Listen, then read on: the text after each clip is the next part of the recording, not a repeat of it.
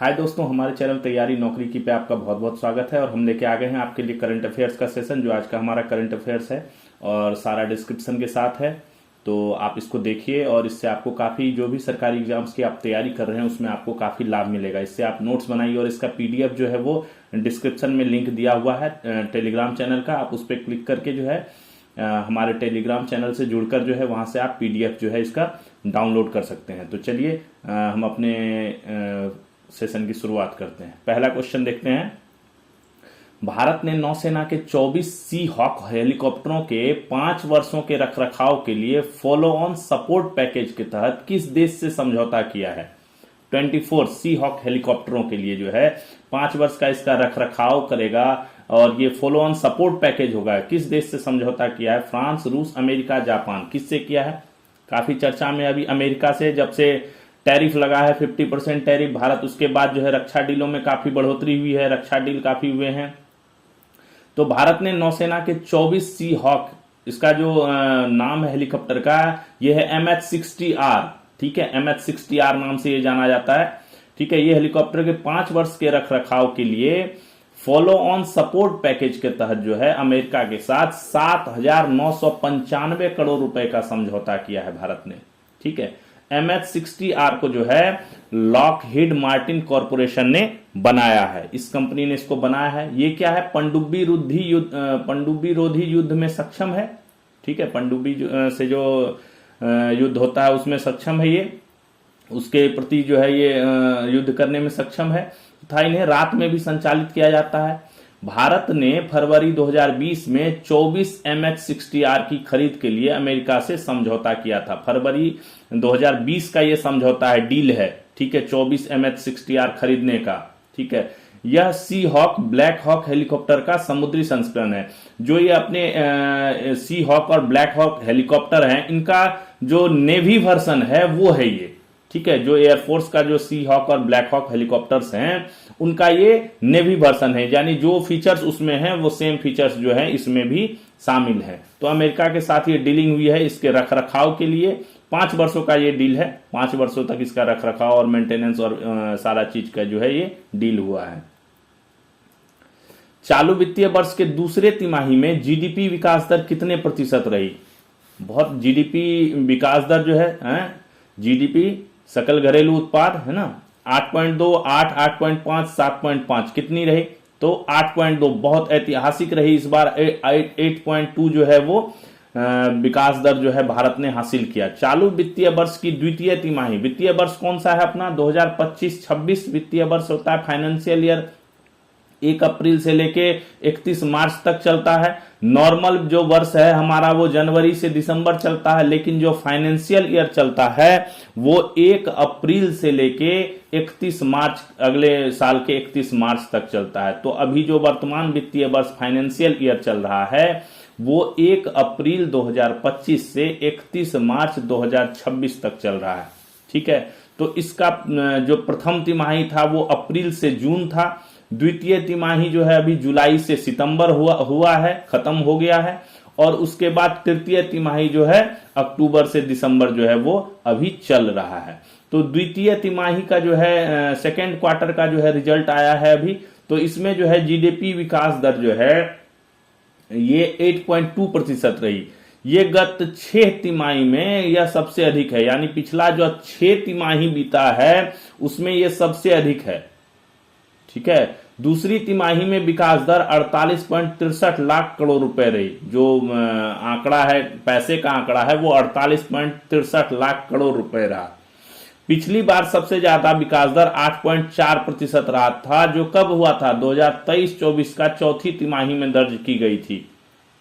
ठीक है, 2023-24 का जो वित्तीय वर्ष था उसका जो चौथा तिमाही था, यानी जनवरी से मार्च वाला जो तिमाही था, उसमें ये जो है 8.4% था। और उसके बाद ये सबसे ज्यादा हुआ है इस बार 8.2%। इस साल की इस अवधि में भारत ने दुनिया की सभी प्रमुख अर्थव्यवस्थाओं को पीछे छोड़ दिया। सारी जो बड़ी बड़ी अर्थव्यवस्थाएं हैं, चीन, अमेरिका, रूस, इन सब को जो है पीछे छोड़ के भारत जो है सर्वोपरि हो गया है। इस साल की इस अवधि में भारत ने छोड़ दिया। चालू वित्तीय वर्ष की पहली तिमाही में जीडीपी विकास दर 7.8% रही थी। जो पिछला बीता है वित्तीय अपना पिछली तिमाही जो बीती है, जो अप्रैल से लेके जून वाली तिमाही बीती है, उसमें जीडीपी का विकास दर कितना रहा 7.8% और दूसरी तिमाही में रहा है अभी 8.2%। इस प्रकार पहली छमाही यानी 3 वो हो गए और 3 ये हो गए, इनका जो अगर विकास दर निकाला जाए तो ये जो है एवरेज जो है 8% आता है। 7.8 पहली तिमाही में, 8.2 दूसरी तिमाही में, तो पहली छमाही का जो विकास दर है वो 8% रहा। ये जो 8.2% का जो जीडीपी विकास दर हासिल किया भारत ने, इसमें सबसे बड़ा योगदान जो है वित्तीय, रियल एस्टेट व प्रोफेशनल सेवाओं का रहा, जो 10.2% रहा।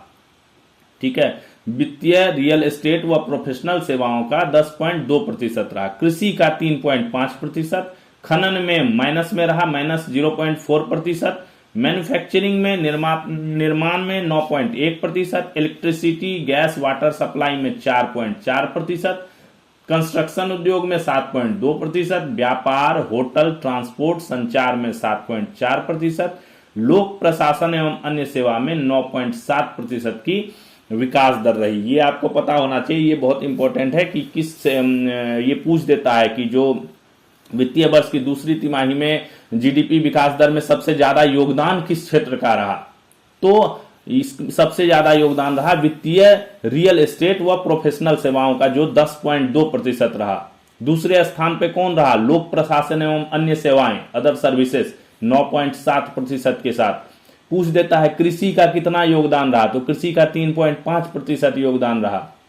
ठीक है, कंस्ट्रक्शन का कितना योगदान रहा, तो कंस्ट्रक्शन का 7.2% योगदान रहा। तो ये क्वेश्चन आ जाता है अर्थव्यवस्था से, यही सब क्वेश्चन सबसे ज्यादा पूछता है एग्जाम में कि जीडीपी का विकास दर कितना रहा, द्वितीय तिमाही में कितना रहा, प्रथम तिमाही में कितना रहा, पूरे वित्तीय वर्ष में कितना रहा, पूरे वित्तीय वर्ष के प्रथम छमाही में कितना रहा, दूसरे छमाही में कितना रहा। ठीक है, तो इसको जानना बहुत जरूरी है। ये बहुत इंपॉर्टेंट क्वेश्चन है, किसी भी गवर्नमेंट एग्जाम के में जो है इससे रिलेटेड क्वेश्चन जो है एकदम आता है। तो मुख्य आर्थिक सलाहकार जो है कौन, अभी हमारे भारत के मुख्य आर्थिक सलाहकार वी अनंत नागेश्वरन है। उन्होंने पूरे वर्ष में जो है एक उम्मीद की है कि पूरे वर्ष में विकास दर जो है हमारा 7% से अधिक ही रहेगा, कम नहीं होगा। ठीक है, और एक रेटिंग एजेंसी है मूडीज रेटिंग्स, इसने जो है 2025 में 7% और 2026 में 6.4% जीडीपी वृद्धि दर जो है ये रहने का आकलन किया है कि इतना रहेगा। ये एक रेटिंग एजेंसीज हैं जिसने ये आकलन किया है, तो ये इंपॉर्टेंट है, इसको आप नोट कर लीजिएगा। चक्रवात दितवाह से कौन सा देश सबसे ज्यादा प्रभावित हुआ है, भारत, श्रीलंका, बांग्लादेश, पाकिस्तान, कौन सा देश प्रभावित हुआ है सबसे ज्यादा, तो श्रीलंका। चक्रवात दितवाह ने श्रीलंका में भारी तबाही मचाई, लेकिन अब क्या है ना, ये भारत की तरफ भी आ रहा है। 30 नवंबर तक भारतीय मौसम विज्ञान का ये अपना विभाग का ये अनुमान है कि 30 नवंबर की सुबह तक ये उत्तरी तमिलनाडु, पुडुचेरी और उससे जो सटे हुए दक्षिण आंध्र प्रदेश के तट हैं और दक्षिण पश्चिम बंगाल की खाड़ी तक जो है इसके पहुंचने की संभावना है। ठीक है, दक्षिण इलाकों में, दक्षिणी भारत के इलाकों में इसके कारण, इसके प्रभाव से जो है काफी वर्षा भी हुई है। और श्रीलंका में तो इसने भारी तबाही मचाई है, लगभग 133 लोग जो है वो मारे गए हैं इसमें, और बाढ़ काफी ज्यादा आ रखी है, भूस्खलन भी काफी जगहों पे हुआ है।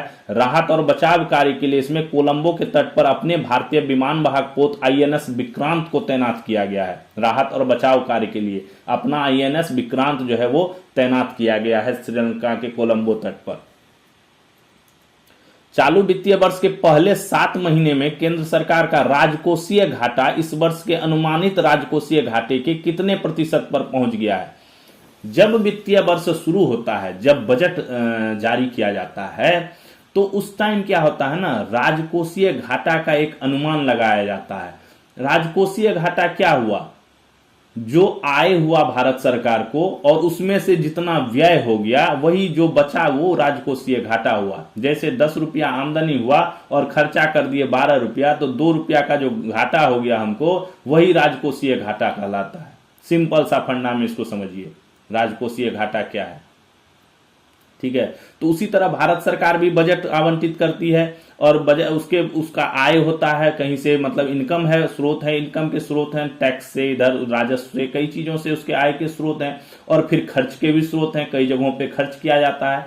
तो ये जो आय और खर्च का जो डिफरेंस है, यही राजकोषीय घाटा होता है। तो जब बजट आवंटित किया जाता है तो उस टाइम एक अनुमान लगाया जाता है कि इस वर्ष राजकोषीय घाटा जो है इतना हो सकता है।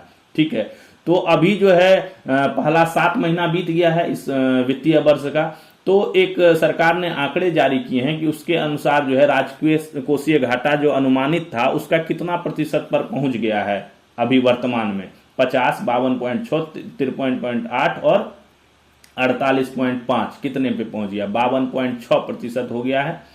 चालू वित्तीय वर्ष के पहले 7 महीने में केंद्र सरकार का राजकोषीय घाटा यानी सरकार की आय एवं व्यय के बीच का अंतर इस वर्ष के अनुमानित राजकोषीय घाटे के लक्ष्य का 52.6% हो गया है। यानी जो लक्ष्य रखा गया था कि इतना होगा, उसका 50% से ज्यादा जो है वो हो गया है।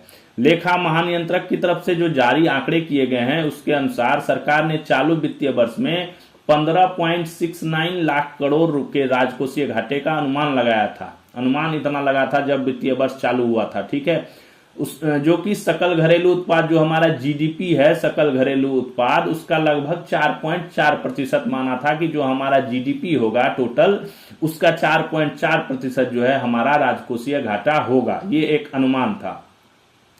अप्रैल से अक्टूबर जो 7 महीने बीते हैं उसके दौरान सरकार का राजकोषीय घाटा कितना करोड़ रुपए रहा है? 8,25,144 करोड़ रुपए, 8,25,144 करोड़ रुपए रहा। और अनुमान कितना था? 15.69 लाख रुपए था, लाख करोड़ रुपए, है ना। तो 15.69 लाख करोड़ रुपए और आधा से ज्यादा यानी 8,25,144 करोड़ रुपए तो हो गया, तो आधा से ज्यादा हो गया, 52.6% हो गया ये। तो अप्रैल से अक्टूबर में केंद्र की कुल आय कितनी रही? 18 लाख करोड़ रुपया कुल आय हुआ, जिसमें से सबसे ज्यादा आय किससे आया? 12.74 लाख करोड़ रुपए राजस्व, कर राजस्व से, टैक्सेस से, और ये जो टोटल कर राजस्व आया इसमें जो है स्टेट को भी डिस्ट्रीब्यूट किया इन्होंने। ठीक है, स्टेट को डिस्ट्रीब्यूट करने के बाद इसकी जो है कम हुआ है। अभी ये दोनों मिला के, स्टेट और सेंट्रल का दोनों मिला के, बाद में इसका बंटवारा कर दिया जाता है। 4.89 लाख करोड़ रुपए गैर कर राजस्व और 37,095 करोड़ रुपए की गैर ऋण पूंजीगत आय भी जो है ये शामिल है। इससे सरकार को आय हुआ। खर्च कहाँ किया? केंद्र का कुल खर्च कितना हुआ? 26.25 लाख करोड़ रुपए रहा, जिसमें से 20 लाख करोड़ रुपए राजस्व व्यय हुआ। ठीक है, और 6.17 लाख करोड़ रुपए जो है वो पूंजीगत व्यय के रूप में खर्च हुआ। तो 18 लाख करोड़ रुपए जो है वो आए और खर्च कितने हो गए? 26.25 लाख करोड़ रुपए हो गए। तो यही आय व्यय का अंतर जो है ये राजकोषीय घाटा कहलाता है। तो मुझे लगता है आप राजकोषीय घाटा जो है वो समझ गए होंगे। अब आपको राजकोषीय घाटा में दिक्कत नहीं होगा। सैंटियागो नीवा को भारत के किस खेल की महिला टीम का मुख्य कोच नियुक्त किया गया है? मुक्केबाजी, तीरंदाजी, बैडमिंटन, कबड्डी। सैंटियागो नीवा भारत के किस खेल की महिला टीम का मुख्य कोच नियुक्त किया गया है? मुक्केबाजी का स्वीडन की है ये सैंटियागो नीवा को भारत के महिला मुक्केबाजी टीम का मुख्य कोच नियुक्त किया गया। इससे पहले भी ये 5 साल जो है भारत की पुरुष मुक्केबाजी टीम के साथ काम कर चुकी हैं, 2017 से 12 तक, 17 से 22 तक, 5 साल के लिए। इनके पिछले कार्यकाल में टोक्यो ओलंपिक में भारत की अब तक की भागीदारी, सर्वोच्च भागीदारी और 2019 पुरुष विश्व चैंपियनशिप में 2 ऐतिहासिक पदक जो है शामिल हैं। और इन्होंने जो है इनको बहुत एक्सपीरियंस है और इनके नेतृत्व में जो है ये कोच, हेड कोच हैं। तो भारतीय जो मुक्केबाजी टीम है वो अच्छा प्रदर्शन करेगी, ये सब उम्मीद किया जा रहा है। भारतीय महिला क्रिकेट टीम बांग्लादेश के विरुद्ध निर्धारित मैच राजनीतिक तनाव के कारण स्थगित होने के बाद किस देश के साथ दिसंबर 25 में 5 मैचों की T20 सीरीज खेलेगी?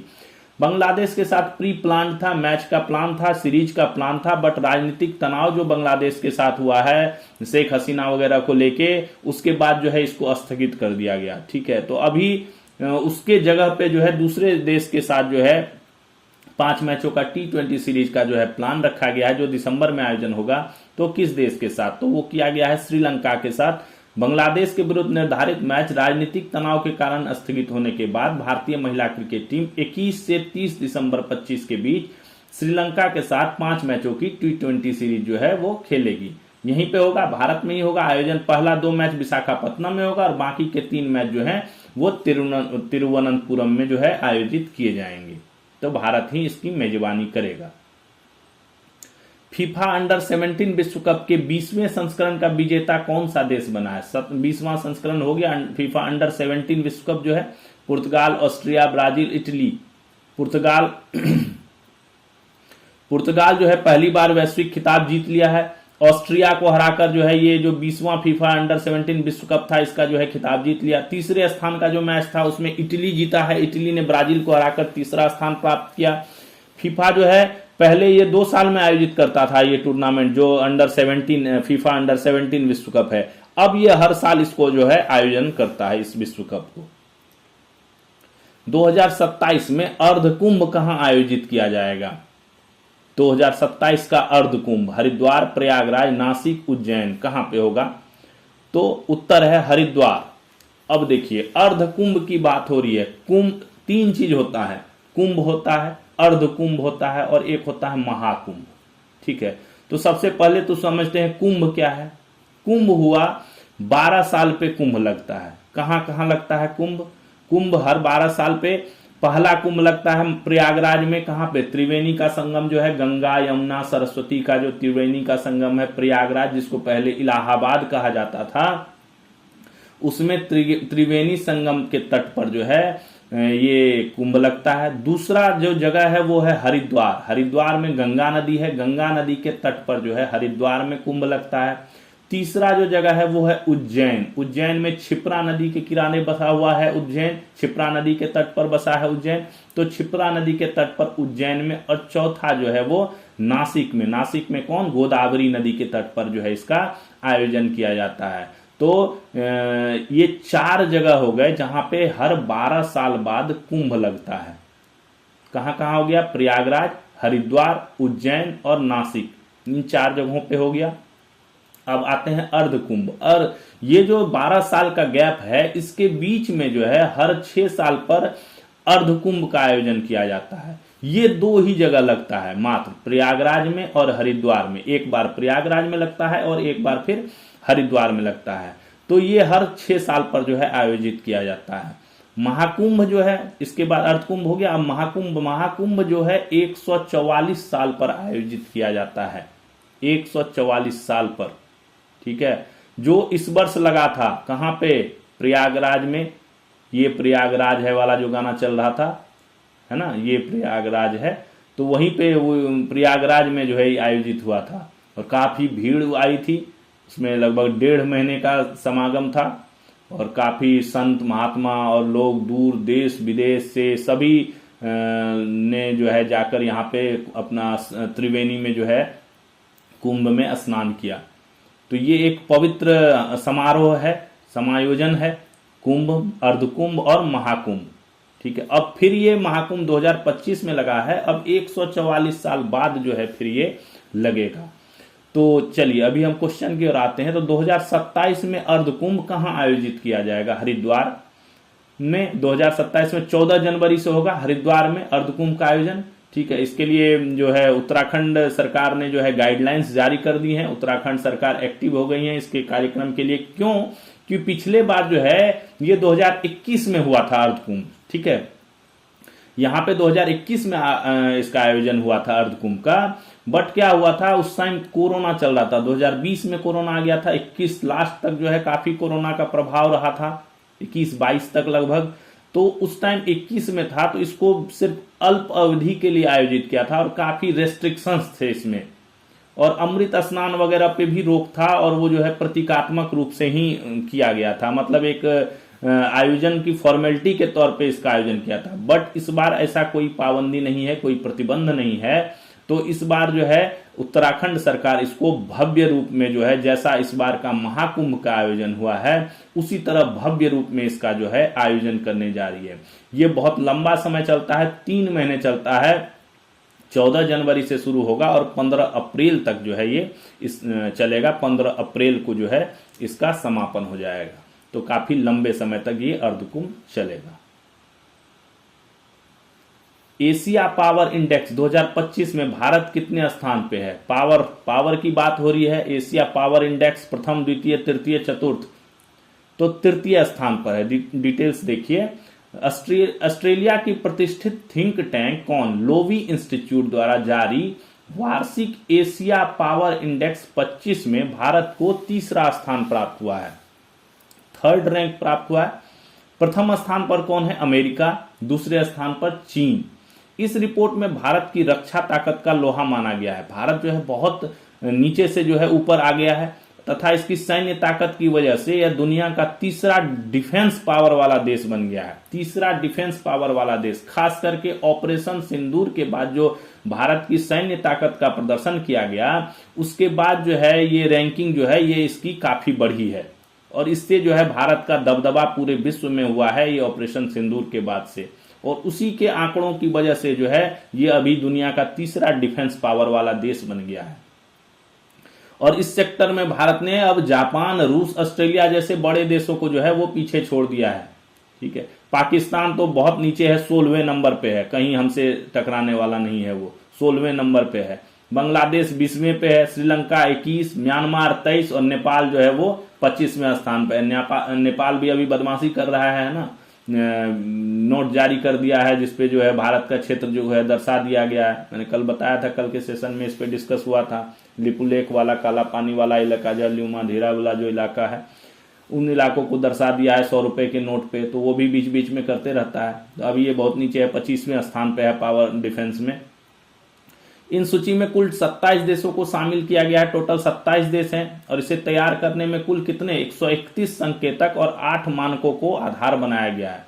जो 8 मानक है उनमें इसको सैन्य क्षमता देखा गया है, रक्षा नेटवर्क जो डिफेंस के नेटवर्किंग है उसको भी देखा गया है, कितना आपका पावरफुल नेटवर्क है, आर्थिक शक्ति आपकी इकोनॉमिकल पावर कितनी है, आर्थिक संबंध आपके इकोनॉमिकल रिलेशंस कैसे हैं, कूटनीतिक एवं सांस्कृतिक प्रभाव आपके जो सांस्कृतिक प्रभाव है वो कैसे हैं, लचीलापन और भविष्य के संसाधनों के आधार पर समग्र प्रभाव क्षमता जो है ये सब चीजों को जो है मापा गया है।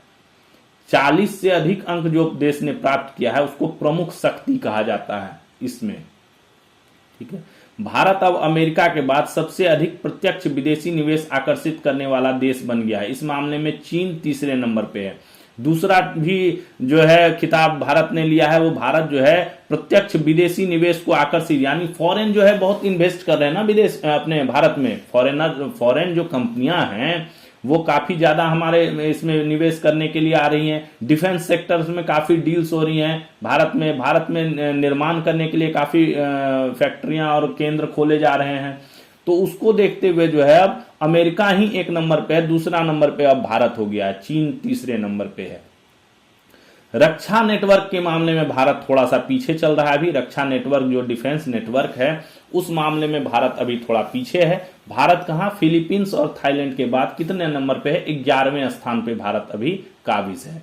तो भारत अभी एशिया पावर इंडेक्स में तीसरे स्थान पे आके पूरे विश्व में अपनी सैन्य ताकत का प्रदर्शन जो है वो कर रहा है। कौन सा राज्य जेल में कैदियों को कंप्यूटर साइंस में डिप्लोमा करवाने हेतु पायलट प्रोजेक्ट शुरू कर रहा है? कैदियों को भी स्किल डेवलपमेंट कराने के लिए कि जब वो रिहा हो तो कहीं उनको काम मिले, उनका पुनर्वास हो, वो कहीं रोजगार करे, इधर उधर ना भटकें या फिर उस दलदल में ना जाएं जहां से वो आए हैं, या अपराध प्रवृत्ति ना उनकी फिर उपजे। तो इससे बचाव के लिए जो है एक राज्य सरकार ने जो है, किस राज्य सरकार ने जो है कैदियों को जो है कंप्यूटर साइंस में डिप्लोमा कराने का पायलट प्रोजेक्ट शुरू किया। पहले एक जेल से शुरू कर रहे हैं, फिर धीरे धीरे उसको जो है बढ़ाया जाएगा उसके रिजल्ट्स के अनुसार। पंजाब, उत्तर प्रदेश, हरियाणा, बिहार, तो ये हरियाणा सरकार ने किया है। हरियाणा ने कौशल विकास निगम के सहयोग से जेलों में कैदियों को कंप्यूटर साइंस में डिप्लोमा करवाने हेतु पायलट प्रोजेक्ट के तहत गुरुग्राम के भोंडसी जेल से इस पहल की शुरुआत की है। गुरुग्राम से, जिसको गुड़गांव भी बोलते हैं, वहां एक जेल है, भोंडसी जेल है, वहां से इस पहल का शुरुआत हुआ है।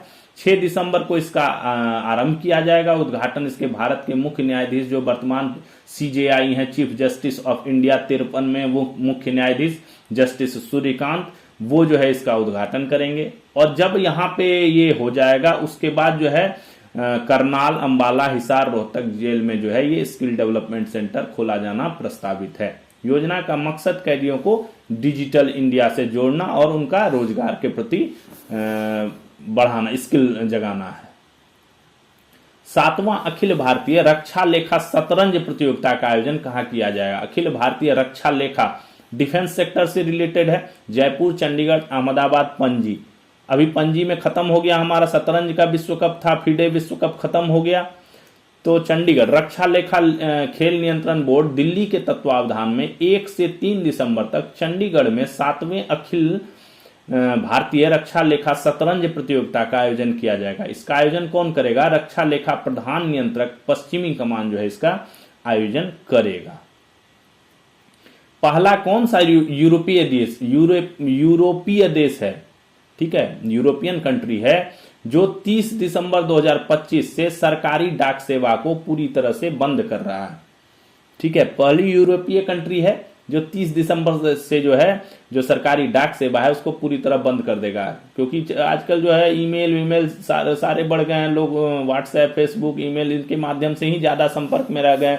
चिट्ठी पत्री का व्यवहार लोग कम कर दिया है लोगों ने। तो इसको जो है 400 साल से ये चल रही है सरकारी डाक सेवा, बट उसको अब जो है बंद करने पे आ गए हैं रूस, यूक्रेन, डेनमार्क, स्वीडन। कौन? तो डेनमार्क ने ये फैसला लिया। डेनमार्क में 400 साल बाद सरकारी डाक सेवा की, उसको क्या कहा जाता है? डेनमार्क की सरकारी डाक सेवा को पोस्ट नोड कहा जाता है। जैसे यहां भारत में भारतीय डाक कहा जाता है ना, उसी तरह वहां पे पोस्ट नोड कहा जाता है। उसको 30 दिसंबर से जो है अपनी सेवाएं जो है वो क्लोज कर रहा है। ऐसा करने वाला यह पहला यूरोपीय देश होगा। डेनमार्क में पिछले 25 वर्षों में पत्रों की संख्या में, लेटर्स के जो नंबर्स हैं उसमें 90% की गिरावट आई है। ठीक है, तो काफी ज्यादा अब लोग जो है इसका यूज नहीं कर रहे हैं, इसलिए इसको बंद किया जा रहा है। किस देश में नए कानून के तहत बीमा कंपनियां किसी व्यक्ति की बीमारी के जोखिम से जुड़ी जेनेटिक रिपोर्ट को बीमा देने हेतु आधार नहीं बना सकेंगी? ठीक है, इस टाइप के क्वेश्चन बहुत आते हैं कि ये बीमा से रिलेटेड, जो आप अगर कोई बैंक की तैयारी कर रहा है या कोई इकोनॉमिकल चीजों की तैयारी, स्टैटिक्स वगैरह की तैयारी कर रहे हैं, उसमें ये सब चीजें आती हैं। इंग्लैंड, ऑस्ट्रेलिया, जापान, अमेरिका, कौन कर रहा है? ऑस्ट्रेलिया। ऑस्ट्रेलिया में लागू किए गए नए कानून के मुताबिक अब जीवन बीमा कंपनियों को किसी व्यक्ति की जेनेटिक जांच के आधार पर बीमा देने या प्रीमियम तय करने से रोक लगाएगा। क्या है कि पहले क्या करते थे बीमा कंपनियां, अगर कोई जेनेटिक रिपोर्ट है तो उसके आधार पे जो है या तो उसकी पॉलिसी नहीं करते थे या उसका प्रीमियम को बढ़ा के जो है तय करते थे और उस आधार पे जो है डिसाइड करते थे। बट अभी जो है नया कानून ऑस्ट्रेलिया में बना दिया है, उसमें जो है जो जेनेटिक रिपोर्ट है उसके आधार पर जो है बीमा का डिसीजन जो है वो नहीं किया जाएगा या बीमारी का जोखिम का डिसीजन जो है वो नहीं लिया जाएगा। 2 दिवसीय सांस्कृतिक और संगीत महोत्सव मेगोंग फेस्टिवल का आयोजन किस राज्य में किया जाएगा? संगीत महोत्सव है, 2 दिवसीय है सांस्कृतिक संगीत महोत्सव। त्रिपुरा, मेघालय, असम, नागालैंड। मेघालय में, मेघालय के तुरा में, तुरा एक जगह है, में 5 से 6 दिसंबर को 2 दिवसीय सांस्कृतिक और संगीत महोत्सव मेगोंग फेस्टिवल का आयोजन किया जाएगा। कृषि मशीनरी, उपकरण और कृषि तकनीक समाधान पर 9वीं अंतर्राष्ट्रीय प्रदर्शनी और सम्मेलन EIMA एग्री मैच इंडिया 2025 का आयोजन कहां किया गया? ठीक है, EIMA एग्री मैच इंडिया 2025 का आयोजन कहां किया गया? हैदराबाद, कोयंबटूर, बेंगलुरु, नई दिल्ली। कहां पे किया गया? उत्तर है नई दिल्ली में। कृषि मशीनरी, उपकरण और कृषि तकनीक समाधान पर 9वीं अंतर्राष्ट्रीय प्रदर्शनी और सम्मेलन EIMA एग्रीमैच इंडिया 2025 का आयोजन केंद्रीय कृषि और किसान कल्याण मंत्रालय के सहयोग से फिक्की जानते हैं ना, federation of Indian chamber of commerce and industry, और इतालवी कृषि उद्योग, कौन? इटली का जो कृषि उद्योग निकाय है उसका नाम है फेडर उनाकोमा।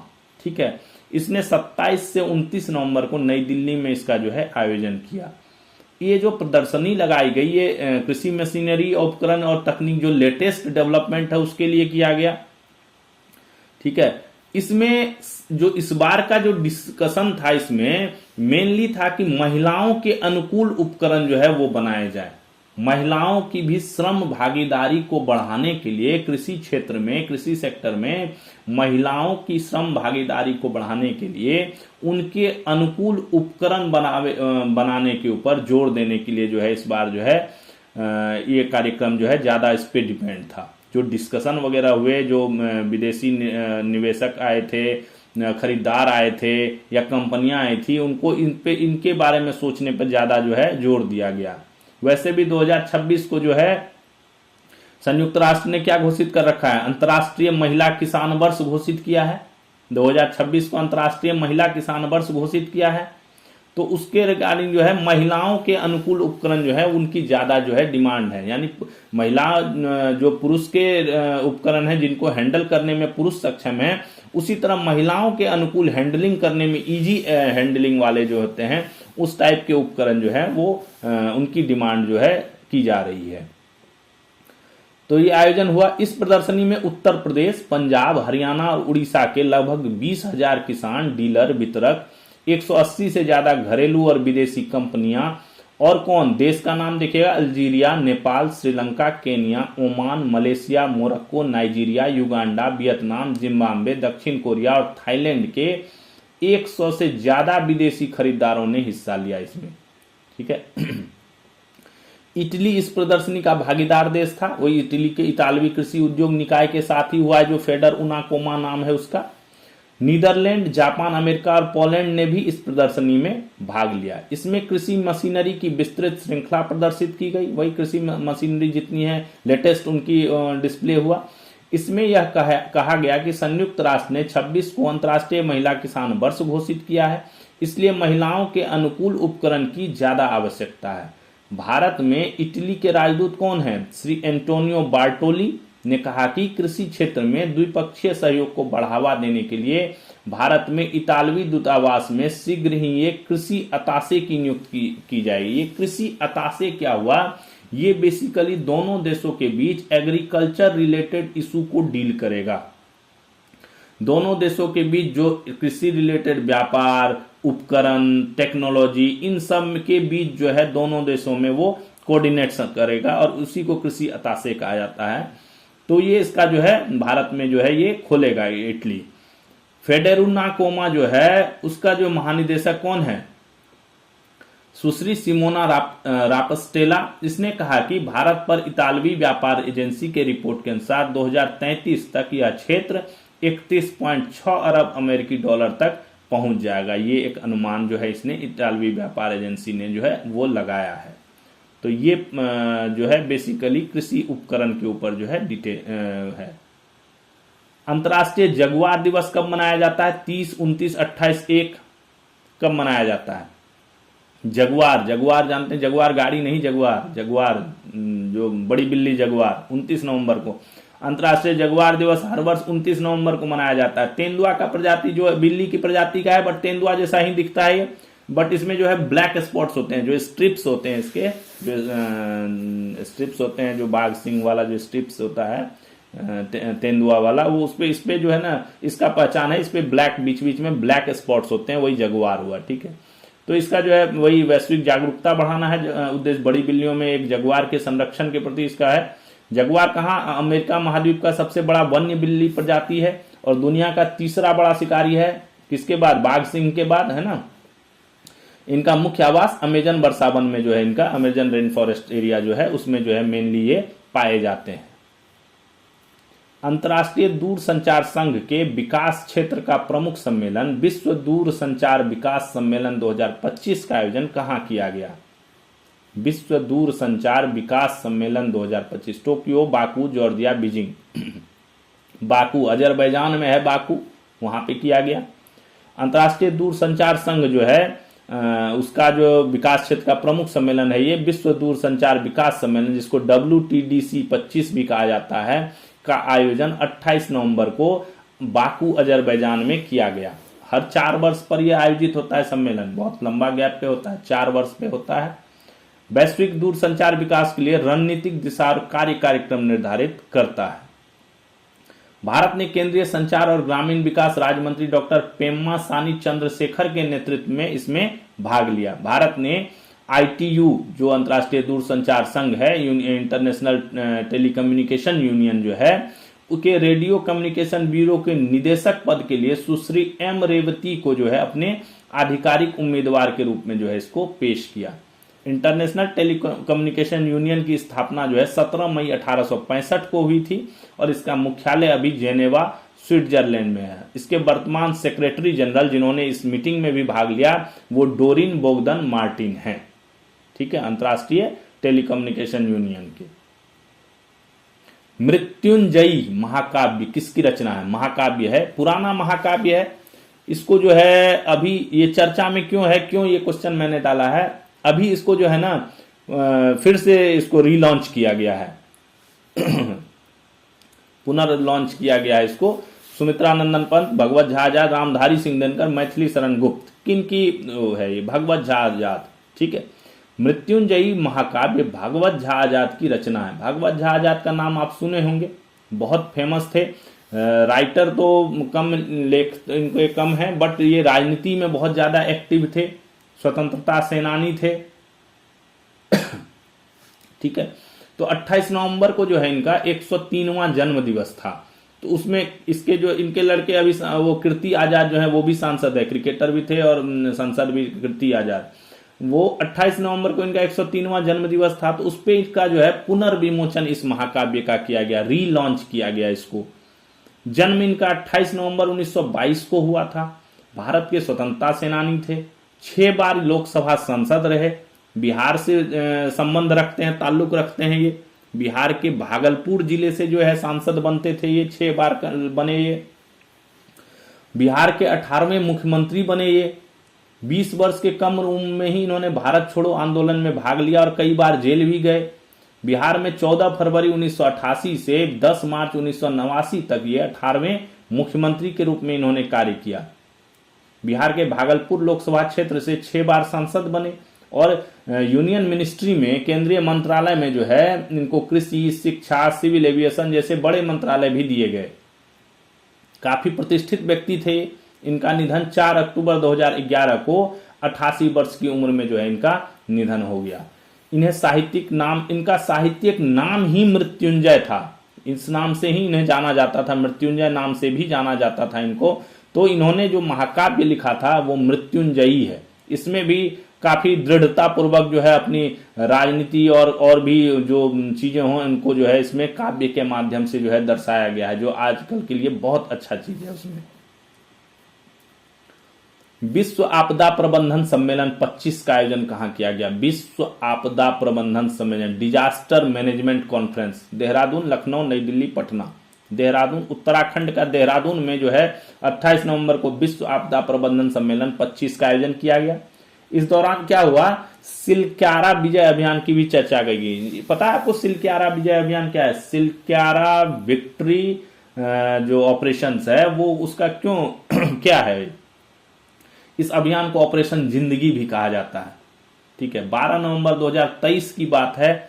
उत्तराकाशी में जो है एक सुरंग बन रहा था, निर्माणाधीन सुरंग था जिसका नाम सिलक्यारा सुरंग था। उसमें 41 मजदूर जो है वो गिरने से जो है, क्या नाम है, मिट्टी गिरने से जो है, सुरंग के अंदर मिट्टी गिर जाने से जो है 41 मजदूर जो है वो फंस गए थे उसके अंदर।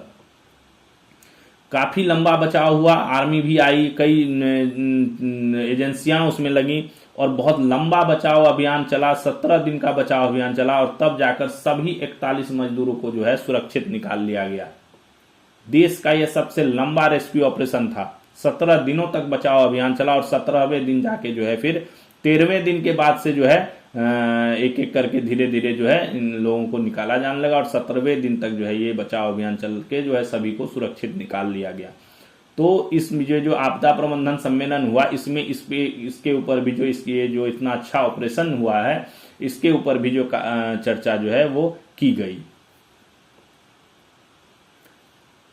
ये क्वेश्चन थे चॉइस जो ऑप्शंस के तौर पे थे और ये बहुत इंपॉर्टेंट साइंस में जो फैक्ट्स दिए गए हैं ये आपको पता होना चाहिए। बहुत इंपॉर्टेंट फैक्ट्स है, इससे काफी जो है क्वेश्चंस आते हैं। रूस के राष्ट्रपति व्लादिमीर पुतिन 4 दिसंबर से भारत की 2 दिवसीय यात्रा करेंगे।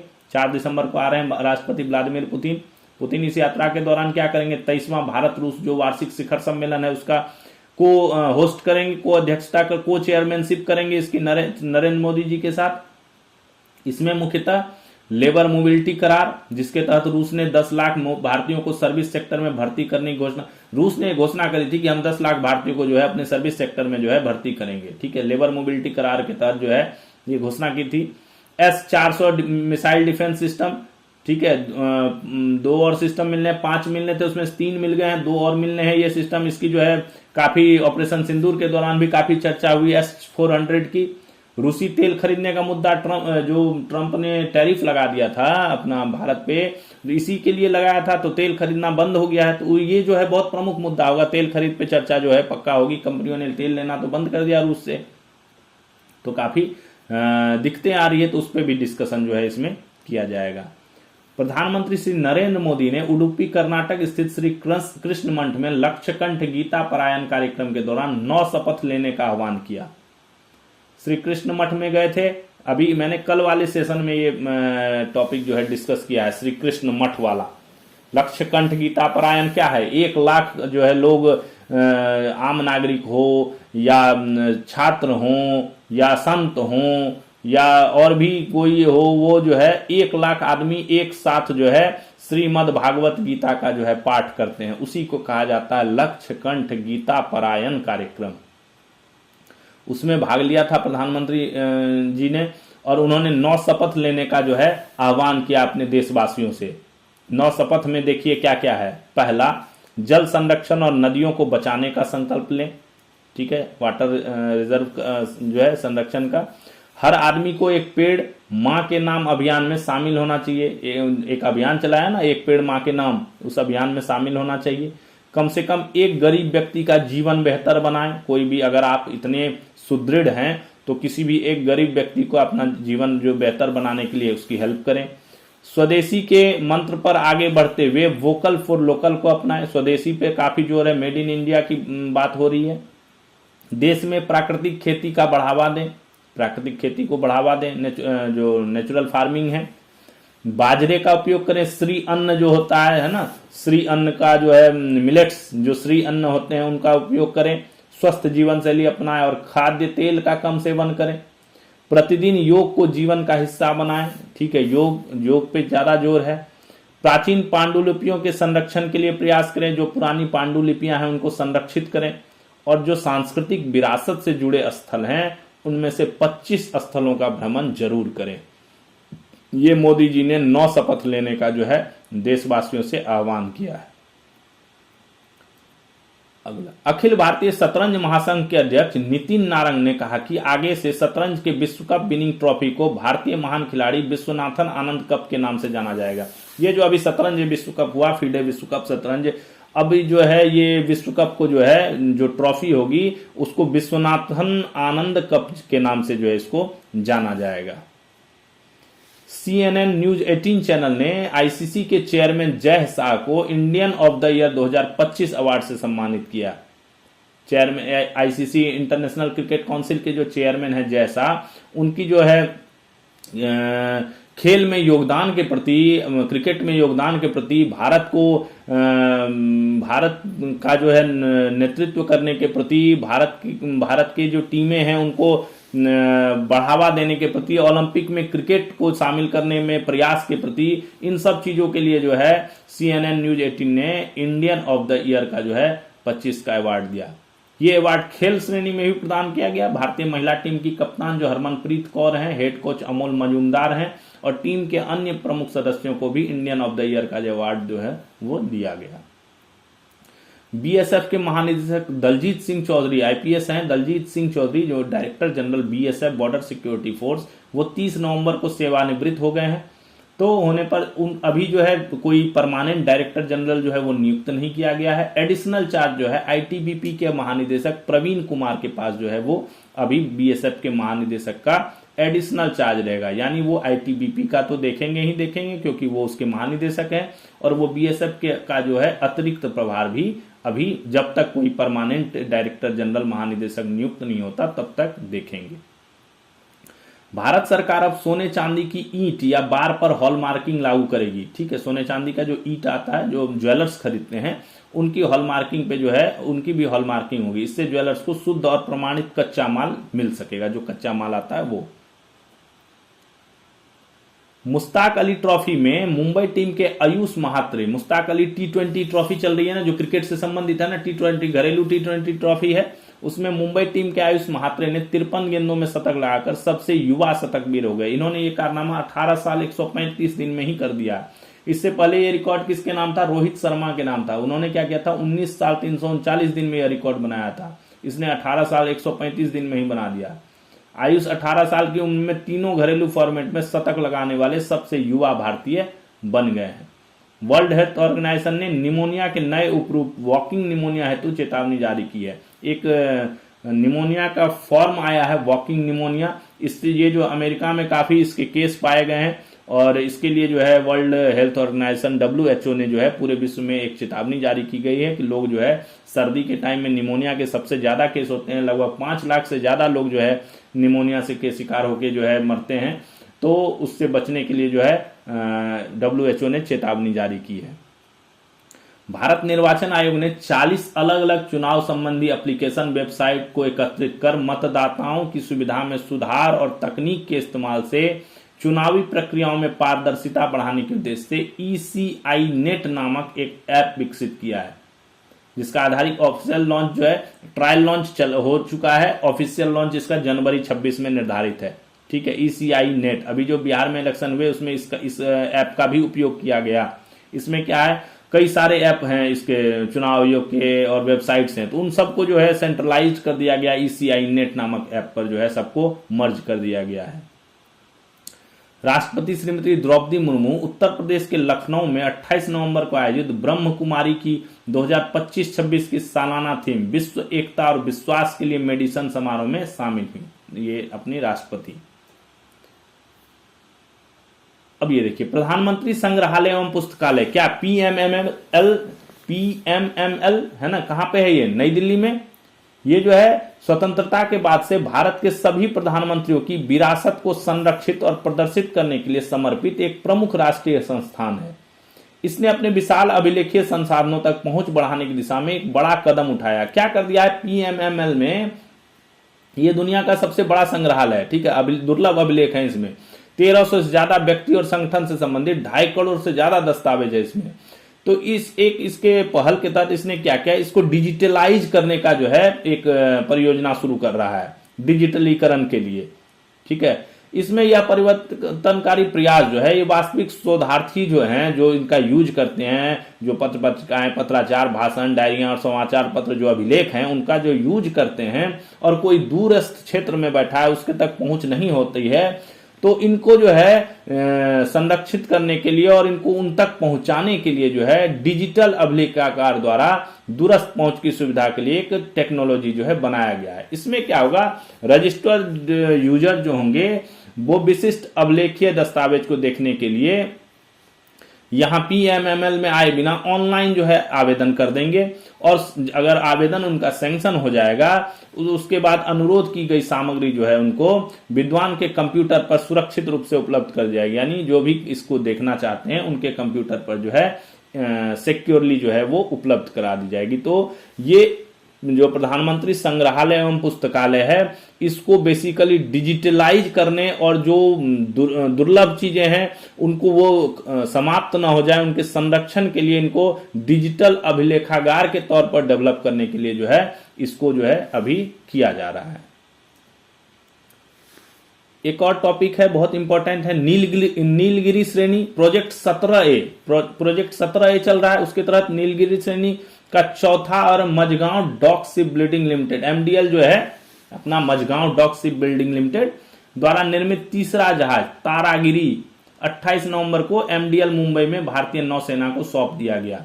ठीक है, तारागिरी नामक जहाज जो है तीसरा जहाज है, MDL द्वारा निर्मित है ये Mazagon dock ship building limited का, और ये किस श्रेणी का है? नीलगिरी श्रेणी प्रोजेक्ट 17A का श्रेणी का है। 28 नवंबर को नौसेना को दे दिया गया, जो युद्धपोत डिजाइन और निर्माण में आत्मनिर्भरता प्राप्त करने की दिशा में एक महत्वपूर्ण उपलब्धि है।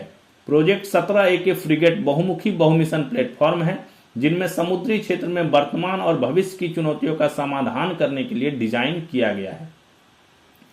तारागिरी पूर्व आईएनएस तारागिरी का एक नया रूप है। पहले भी तारागिरी था, आईएनएस तारागिरी, उसी का ये वर्सन है, जो एक लिएंडर श्रेणी का युद्धपोत था पहला वाला, और 16 मई 1980 से 27 जून 2013 तक भारतीय नौसेना के बेड़े का हिस्सा रहा, और जिसने राष्ट्र को 33 वर्षों की शानदार सेवा प्रदान की। इसी को मॉडिफाइड किया गया है, यह अत्याधुनिक युद्धपोत है।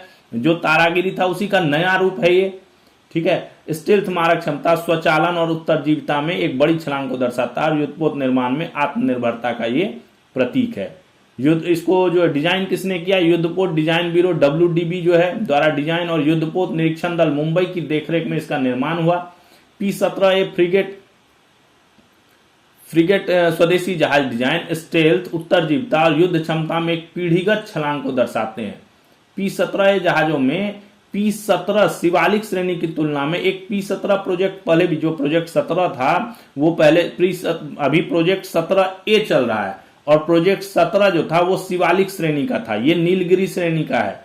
प्रोजेक्ट 17A नीलगिरी श्रेणी का है, प्रोजेक्ट 17 जो था वो शिवालिक श्रेणी का था। उसकी तुलना में इसमें जो है सेंसर ज्यादा अच्छे हैं, उन्नत हैं, ठीक है, विकसित हैं, हथियार भी उन्नत लगे हुए हैं, इसमें विकसित हथियार लगे हुए हैं। जहाजों में जो ईंधन है वो संयुक्त डीजल और गैस प्रणोदन संयंत्र लगे हैं। शक्तिशाली हथियार और सेंटर सूट, साथ ही पनडुब्बी रोधी युद्ध के लिए रॉकेट और टॉर्पीडो भी शामिल है। तारागिरी पिछले 11 महीनों में भारतीय नौसेना को सौंपे जाने वाला चौथा P-70A जहाज है। 11 महीनों में चौथा है।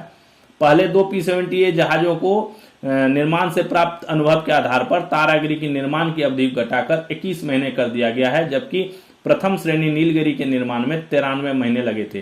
पहले जो 2 निर्माण हुए थे उनमें जो है 93 महीने लगे थे, लेकिन बाद में जो है जैसे जैसे बनने लगा तो उसके जो है अनुभव के आधार पर जो है इसका निर्माण अवधि भी घटा, और अब 81 महीने में ही इसको जो है तैयार कर लिया गया है। प्रोजेक्ट 17 के शेष 3 जहाज जो है, एक MDL में और 2 GRAC में अगस्त 26 तक जो है ये धीरे धीरे करके जो है दे दिए जाएंगे। भारत सरकार और एशियाई विकास बैंक ने महाराष्ट्र, मध्य प्रदेश, गुजरात और असम में परियोजनाओं के लिए $80 करोड़ से अधिक मूल्य के ऋण समझौतों पर हस्ताक्षर किया है। भारत सरकार और एशियाई विकास बैंक जो है इसने महाराष्ट्र, मध्य प्रदेश, गुजरात और असम में जो है परियोजनाओं के लिए जो है $80 करोड़ का मूल्य का जो है ऋण समझौता पर जो है हस्ताक्षर किया है भारत सरकार ने और एशियाई विकास बैंक ने।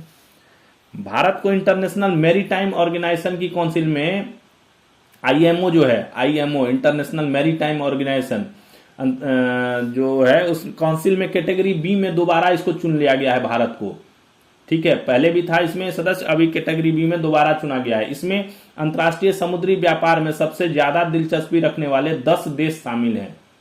IMO की 34वीं महासभा अभी हुई थी 28 नवंबर को लंदन में। इसमें गुप्त मतदान के द्वारा इसका चुनाव हुआ और उसमें भारत को दोबारा जो है इसका जो है सदस्य चुना गया। इसका कार्यकाल परिषद का 2 वर्षीय होगा, 2026 से 27 के द्विवार्षिक अवधि के लिए होगा। तो भारत का ये समुद्री क्षेत्र में जो है ये बहुत अच्छा ये है अपनी उपलब्धि है। भारत का पहला स्वदेशी विमान वाहक पोत कौन? INS विक्रांत। स्वदेशी रूप से निर्मित फ्रिगेट INS उदयगिरी के साथ 27 से 29 नवंबर 25 तक कोलंबो में श्रीलंका नौसेना द्वारा आयोजित अंतर्राष्ट्रीय फ्लीट रिव्यू 25 में भारतीय नौसेना का प्रतिनिधित्व कर रहा है। भारतीय का अपना पहला स्वदेशी विमान वाहक पोत जो है INS विक्रांत, वो INS उदयगिरी के साथ जो है 27 से 29 नवंबर तक कोलंबो में जो श्रीलंकी नौसेना का जो इंटरनेशनल फ्लीट रिव्यू 2025 आयोजन हो रहा है उसमें भारत का प्रतिनिधित्व कर रहा है भारतीय नौसेना का, नेवी का। यह आयोजन श्रीलंका नौसेना की 75वीं वर्षगांठ समारोह का हिस्सा है और यह यात्रा दोनों जहाजों की पहली विदेश तैनाती को दर्शाती है, ठीक है। फर्स्ट फॉरेन डिप्लॉयमेंट है ये इसका। तो ये था हमारा आज का सेशन और आपको आज का सेशन कैसा लगा कमेंट में जरूर बताइए और इससे आप नोट्स बनाइए। इसका PDF जो है वो इसमें डिस्क्रिप्शन में जो है लिंक दिया हुआ है टेलीग्राम चैनल का, आप वहां ज्वाइन करके इसका PDF डाउनलोड कर लीजिए और उसको बाद में भी आप रिवीजन करने के लिए जो है उसका प्रिंट निकाल के रख सकते हैं या उसको राइट डाउन कर सकते हैं। तो आप इससे नोट्स बनाइए, अपने दोस्तों को शेयर कीजिए और चैनल को कंटिन्यू वॉच करते रहिए, सब्सक्राइब कर दीजिए तो चलिए, थैंक्स फॉर वाचिंग। फिर मिलते हैं कल नए सेशन के साथ। इसी तरह सारे क्वेश्चन रहेंगे, पूरा डिस्क्राइब करके और पूरा डिटेल्स में जो है अध्ययन किया जाएगा। तो तैयारी नौकरी की तरफ से आपको बहुत बहुत धन्यवाद। Thanks for watching. जय हिंद।